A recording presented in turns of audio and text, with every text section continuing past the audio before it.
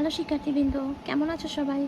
আজকে আমি তোমাদের সাথে আলোচনা করব নবম শ্রেণীর সাধারণ গণিতের দ্বিতীয় অধ্যায় অর্থাৎ 2.2 এর অনুশীলনীর 17 নাম্বার অঙ্ক নিয়ে।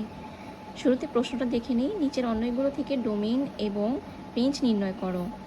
3টা প্রশ্ন দেওয়া আছে আর এই অন্যয় দেওয়া আছে। অন্যয়গুলো থেকে ডোমেইন এবং রেঞ্জ নির্ণয় করার জন্য বলা হয়েছে। ফার্স্টে ক নাম্বারের সমাধান দেখব।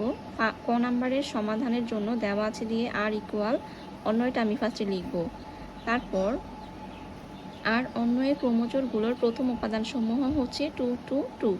আচ্ছা, এখন কোনো একটা অন্যয় দেওয়া থাকলে তার ডোমেন এবং রেঞ্জ নির্ণয় করার নিয়ম হচ্ছে আর অন্যয়ের অন্যয়ের যে প্রথম উপাদান, ক্রমজোড়গুলোর যে প্রথম উপাদান, সেই উপাদানগুলো হচ্ছে আমার ডোমেন, আর যে দ্বিতীয় উপাদান, ক্রমজোড়ের যে দ্বিতীয় উপাদান, সেগুলো হচ্ছে আমার রেঞ্জ। তো এখানে এই যে এই অন্যয়ের ক্রমজোড়গুলোর প্রথম উপাদান হচ্ছে 2 2 এবং অর্থাৎ তিনোটাতেই একই সংখ্যা, আর দ্বিতীয় উপাদান সমূহ হচ্ছে 1 2 3। তো ডোম হবে, আমি 2 3বার লিখবো না, একবারই লিখবো আর ইকুয়াল 2 এবং রেঞ্জ আর ইকুয়াল 1 2 3। এটাই হচ্ছে অ্যান্সার। এবার ক্ষয়ে চলে যাই। দেওয়া আছে দিয়ে ফার্স্টে এই যে অন্যয়ের যে অংশটা সেটা আমি উল্লেখ করবো এস ইকুয়াল -2, -4, -1, 1, 0, 0, 1, 1, 2, 4।